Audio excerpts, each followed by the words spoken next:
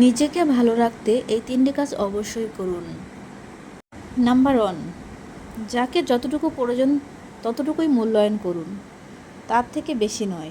আপনি যদি তার থেকে বেশি মূল্যায়ন করেন তাহলে সে আপনাকে মূল্য তো দেবেই না, বরং আপনাকে তার একটা প্রপার্টি মনে করবে।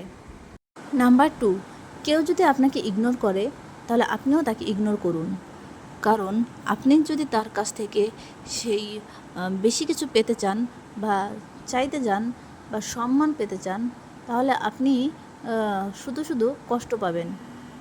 একটা কথা সবসময় মাথায় রাখতে হবে যে জোর করে কখনো অ্যাটেনশন পাওয়া যায় না, আর জোর করে যখন আপনি অ্যাটেনশন পাবেন না তখন আপনার মধ্যে একটা হতাশা কাজ করবে এবং আপনি নিজেকে খুব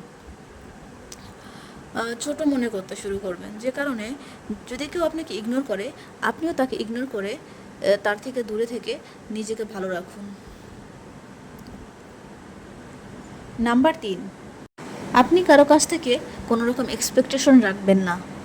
যদি আপনি কারো কাছ থেকে এক্সপেকটেশন রাখেন তাহলে সেটা আপনার জন্য ক্ষতিকর হতে পারে, কারণ আপনি যাই করবেন যেন প্রতিদান পাবেন এরকম কোনো চিন্তাভাবনা থাকলে আপনার মধ্যে একটা অস্থিরতা কাজ করবে।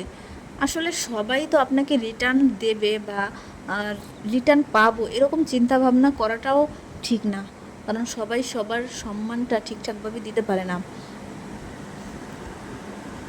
জীবনে কারো কাছ থেকে যত এক্সপেকটেশন কম রাখবেন আপনি তত ভালো থাকবেন। আমরা অনেক সময় আমাদের বন্ধু বা আমাদের আত্মীয় স্বজন যারা আছে তাদের কাছ থেকে কিছু এক্সপেক্ট করি, কিন্তু আপনি দেখেন যখন আপনি পাচ্ছেন না তখন কিন্তু আপনি নিজে নিজে অনেক কষ্ট পাচ্ছেন। সো যদি কোনো রকম এক্সপেকটেশন না রাখতেন তাহলে আপনার মধ্যে এই কষ্টটা থাকতো না এবং আপনি নিজেকে স্বচ্ছ মানুষ হিসেবে নিজেকে আরও একটু ভালো রাখার অধিকার রাখেন।